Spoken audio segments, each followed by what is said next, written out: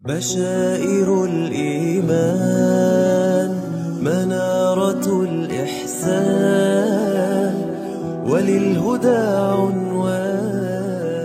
Seluruh nabi, baik nabi yang rasul maupun nabi yang bukan rasul, ya, baik nabi yang rasul maupun nabi yang bukan rasul, semuanya menyampaikan wahyu yang Allah turunkan kepada mereka, kepada umatnya.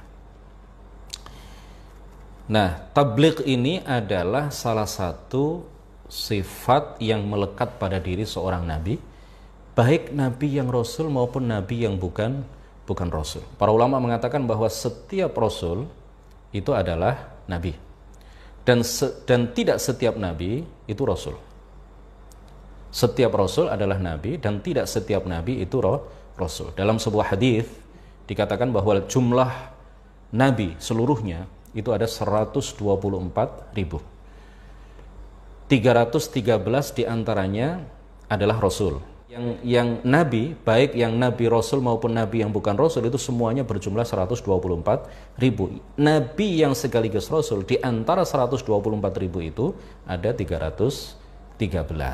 Nah, yang disebutkan di dalam Al-Quran itu hanya 25, ya. Sebagaimana pada pertemuan sebelumnya kita telah menjelaskan bahwa nabi dan rasul yang pertama adalah Nabiullahi Adam alaihissalam. Jadi Nabi Adam itu nabi sekaligus rasul, ya. Jangan percaya kepada sebagian orang Wahabi yang mengatakan bahwa Adam itu bukan nabi, bukan rasul. Sebagian Wahabi juga mengatakan bahwa nabi itu Adam itu hanya nabi tetapi bukan rasul. Ahlus sunnah menyatakan bahwa Adam adalah nabi sekaligus rasul. Beliau adalah nabi dan rasul yang pertama. Dan beliau adalah orang yang ganteng wajahnya dan indah suaranya. Karena di dalam sebuah hadis Rasulullah menegaskan, ma ba'athallahu nabiyyan illa hasanal wajhi hasanal saut wa inna nabiyyakum ahsanuhum wajhan wa ahsanuhum sauta. Allah Subhanahu wa taala tidaklah mengutus seorang nabi kecuali ganteng wajahnya, kecuali tampan rupanya, kecuali rupawan, ya, dan indah suaranya. Dan sesungguhnya nabi kalian Muhammad sallallahu alaihi wasallam adalah nabi yang paling ganteng, paling tampan, paling rupawan, dan nabi yang paling indah suaranya. Jadi tidak benar kalau dikatakan bahwa dulu manusia itu awalnya dari kera, ya. Kalau pernyataan ini dibenarkan, itu artinya menuduh manusia pertama yang Allah ciptakan, ya, yaitu Nabi Adam alaihissalam, itu mirip kera. Jadi nggak benar itu, ya. Nabi Adam adalah orang yang ganteng, orang yang rupawan, bahkan beliau menguasai seluruh bahasa di dunia, ya. Beliau menguasai seluruh bahasa di dunia, beliau bisa berpakaian, beliau bisa bercocok tanam, dan beliau mengajarkan cara bertani dan bercocok tanam kepada anak keturunan beliau, dan beliau adalah orang yang indah suaranya. Beliau bisa berpakaian dengan pakaian yang layak, ya. Beliau bisa, Allah Subhanahu wa taala mengajarkan kepada beliau untuk bisa bagaimana berpakaian yang sopan, berpakaian yang layak, ya, layaknya seorang nabi. Jadi tidak benar kalau manusia-manusia pertama dulu itu seperti kera, ya, atau mirip seperti kera, digambarkan di dalam beberapa buku itu kemudian seperti ini, ya, bungkuk seperti ini, lalu berevolusi lama-kelamaan kemudian menjadi tegak dan kemudian tegak, ya, betul-betul tegak seperti manusia pada masa sekarang. Nah, ini tidaklah benar, ya, karena Nabi Adam sebagai manusia pertama yang Allah ciptakan adalah orang yang hasanal wajhi hasanas saut, rupawan dan indah suaranya. Nah, perlu kita sampaikan bahwa perbedaan antara nabi dan rasul yang disampaikan oleh banyak orang, ya, di kitab-kitab fikih, termasuk di kitab-kitab fikih yang diajarkan di pesantren, ini sebenarnya adalah definisi tentang nabi terutama. Ini adalah definisi yang problematik. Ini adalah sebuah definisi yang iskal, ya, menurut beberapa orang ahli tahqiq, ahli tadqiq, ya. Menurut para ulama yang mutaqaddimin, ya, beberapa ulama yang mutaqaddimin, seperti Abu Mansur Al-Baghdadi, ya, Asy-Syaibani dan beberapa ulama yang lain, Al-Baydawi, ya, Al-Fakhrur Razi, Al-Hafidh Ahmad Al-Ghumari, ini mereka mengatakan bahwa termasuk juga Al-Bayadi Al-Hanafi, mereka mengatakan bahwa definisi Nabi itu yang sesuai dengan Al-Quran dan Hadis dan sesuai dengan akal sehat adalah apa? Orang yang Allah turunkan wahyu kepadanya, orang yang Allah turunkan wahyu kepadanya, diperintahkan untuk menyampaikan wahyu kepada umatnya, tetapi tidak datang dengan membawa syariat baru, tetapi diperintahkan mengikuti syariat Rasul yang datang sebelumnya. Sedangkan Rasul adalah orang yang Allah turunkan wahyu kepadanya dan diperintahkan menyampaikan wahyu itu kepada umatnya, ya, dan datang dengan membawa syariat baru atau datang dengan menasakh, menghapus, ya, beberapa syariat yang dibawa oleh Rasul sebelumnya. Nah, ini definisi yang disampaikan oleh beberapa ahli tahqiq. Jadi definisi mengenai Nabi dan Rasul itu memang banyak versi, ya, banyak versi.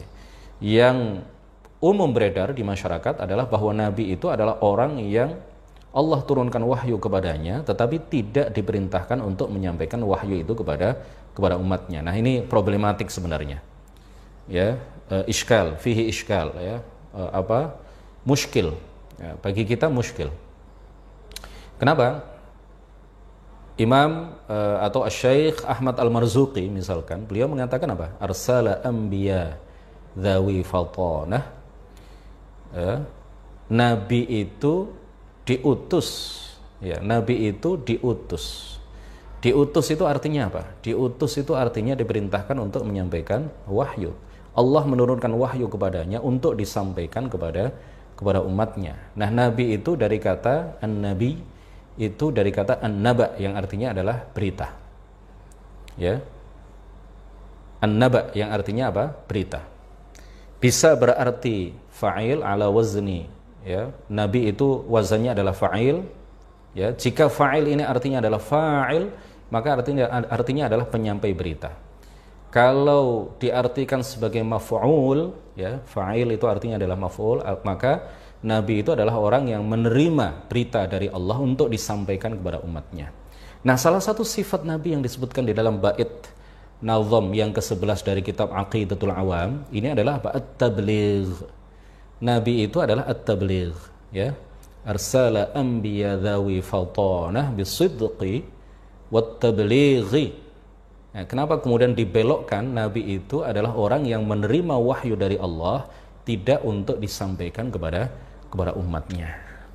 Jadi ini saya hanya ingin menyampaikan sebuah versi lain yang sebenarnya lebih masuk akal, ya, dan lebih cocok dengan beberapa ayat Al-Quran. Di dalam ayat Al-Quran dikatakan bahwa kanan nasu ummatan wahidah. Apa lanjutan dari ayat ini? Faba'atsallahu an-nabiyyina mubasysyirina wa mundzirin. Faba'atsallahu an-nabiyyina, maka Allah kemudian mengutus para nabi. Tugasnya dua. Yang pertama adalah mubasysyirin, ya, menyampaikan kabar gembira, wa mundzirin, dan menyampaikan peringatan kepada umatnya. Nah, menyampaikan kabar gembira itu artinya adalah menyampaikan wahyu kepada umatnya. Menyampaikan peringatan kepada umatnya itu artinya adalah mereka menyampaikan wahyu yang Allah terima, ya, menyampaikan wahyu yang mereka terima dari Allah Subhanahu wa taala kepada umatnya. Bagaimana bisa memberikan kabar gembira dan bagaimana bisa memberikan peringatan kalau tidak menyampaikan wahyu yang Allah turunkan kepada umatnya. Nah, di dalam ayat ini faba'atsallahu an-nabiyyin, Allah menggunakan redaksi apa? An-nabiyyin, para nabi. Tugasnya disebutkan mubasysyirin wa mundzirin. Nah, di dalam ayat yang lain Allah Subhanahu wa taala berfirman, "Wa ma arsalna min qablika mir rasulin wala nabiyyin illa idza tamanna alqa syaitanu fi umniyatihi." Dan kami tidaklah mengutus sebelum engkau Muhammad, baik itu rasul maupun nabi.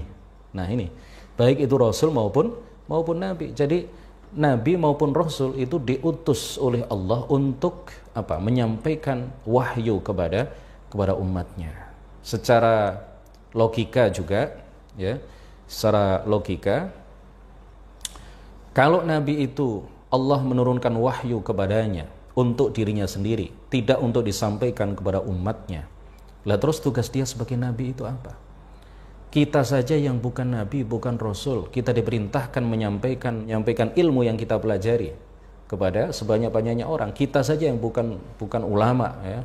Kita saja yang bukan apalagi nabi, apalagi rasul. Kita saja yang orang awam. Ya, kita diwajibkan untuk menyampaikan ilmu yang kita pelajari, terutama ilmu agama yang fardhu ain kepada sebanyak-banyaknya orang. Balighu anni walau ayah, kata Rasulullah sallallahu alaihi wasallam. Jadi ini hanya sekedar membuka wawasan kita, ya. Meskipun definisi nabi itu sudah definisi yang umum, ya, disampaikan di beberapa tempat, ya, terutama di Indonesia, itu sudah populer, tetapi ada juga definisi lain, versi lain yang disampaikan oleh beberapa orang ulama yang sama-sama adalah ahlus sunnati wal jamaah. Kemudian di dalam sebuah hadis riwayat Al-Bukhari, Rasulullah sallallahu alaihi wasallam bersabda, "Kanan nabiyyu yub'atsu ila qaumihi khassah wa bu'ithtu ila an-nasi 'ammah." Adalah nabi sebelum aku, kata Rasulullah, yub'atsu ila qaumihi khassah. Di sini menggunakan redaksi apa? Nabi. Nabi itu diutus kepada kaumnya. Nah, diutus kepada kaumnya itu artinya adalah apa? Diperintahkan untuk menyampaikan wahyu kepada umatnya. Wa bu'ithtu, kata Rasulullah, ilan nasi kaffah, dan aku diutus kepada seluruh manusia dan jin, ya, seluruhnya, bukan hanya kepada kaum beliau, bukan hanya kepada satu suku, bukan hanya satu kabilah, tetapi beliau diutus untuk seluruh umat manusia. Jadi perbedaan nabi dan rasul seperti yang tadi sudah kami sampaikan, menurut sebagian ulama ahlus sunnati wal jamaah, berbeda dengan apa yang sudah populer selama ini, bahwa baik nabi maupun rasul itu sama-sama tabligh, ya. Dan ini sesuai dengan bait nazm yang ke-11. Arsala anbiya dzawi fatanah bisidqi wat tablighi wal amanah. Tabligh di sini salah satu sifat nabi itu adalah tabligh. Baik nabi yang sekaligus rasul maupun yang nabi saja, itu sama-sama memiliki sifat tabligh. Nah, ini yang perlu kita pahami bersama. Jadi tugas nabi itu adalah tabligh, ya. Nah, ini perlu kita sampaikan juga bahwa di dalam ayat Al-Qur'an Allah Subhanahu wa taala berfirman, "Wa fahal 'alar rusuli illal balaghul mubin." Maka tidaklah atas para rasul itu kecuali menyampaikan amanat Allah, ya, menyampaikan wahyu dengan terang kepada umatnya. Ya, jadi nabi atau rasul itu tidak bisa menciptakan hidayah pada hati orang-orang yang didakwai. Nabi itu tidak bisa menciptakan apa-apa. Ya, pencipta segala sesuatu adalah Allah Subhanahu wa taala. Ya, termasuk menciptakan hidayah itu adalah wewenang Allah Subhanahu wa taala, dan tidak ada seorang pun yang bisa mengambil wewenang itu, ya, otoritas itu dari Allah Subhanahu wa taala. Oleh karena itulah dalam sejarah ada beberapa nabi yang menyampaikan wahyu kepada umatnya, tetapi keluarganya sendiri atau banyak umatnya yang tidak taat kepada nabi tersebut. Kita tahu ada Kan'an, ya, putra dari Nabi Nuh alaihi salam. Ya, Nabi Nuh berdakwah kepada umatnya, tidak masuk Islam dari umatnya kecuali sedikit, ya. Dan salah satu putra beliau yang bernama Kan'an juga kafir, tidak mau beriman kepada beliau. Begitu juga misalkan ayah Nabi Ibrahim, Azar, ya. Menurut sebagian ulama beliau adalah kafir, tidak mau beriman kepada Nabi Ibrahim alaihi salam. Begitu juga istri dari Nabi Lut alaihi salam. Begitu juga paman baginda Rasulullah sallallahu alaihi wasallam yang bernama Abu Talib. Ya. Allah Subhanahu wa taala berfirman, "Innaka la tahdi man ahbabta, walakinnallaha yahdi man yasha." innaka la tahdi man ahbabta. Artinya adalah engkau wahai Muhammad sesungguhnya tidak bisa menciptakan hidayah pada diri orang-orang yang engkau inginkan orang-orang itu dapat hidayah. Walakinnallaha yahdi man yasha, akan tetapi Allah lah sang pencipta hidayah itu pada diri orang-orang yang ia kehendaki. Para pemirsa NU Online yang mudah-mudahan semuanya dirahmati oleh Allah Subhanahu wa taala. Tinggal satu yang belum kita sebutkan, kita selesaikan ya dalam majelis ini, wal amanah. Ya, wal amanah. Para nabi itu memiliki sifat amanah. Ya, tidak ada satupun nabi itu yang khianah. Dalam masalah dunia, ya, misalkan nabi itu seorang nabi kalau dititipi barang oleh orang-orang di sekitarnya pasti akan menjaga barang itu dengan penuh amanah. Makanya ketika Rasulullah Shallallahu Alaihi Wasallam hijrah dari Mekah menuju ke Madinah, ditemani oleh sahabat mulia beliau Sayyiduna Abu Bakr As-Siddiq radhiyallahu anhu, Rasulullah memerintahkan kepada Sayyiduna Ali bin Abi Thalib, ya, sepupu beliau dan sekaligus menantu beliau, untuk jangan hijrah dulu, ya.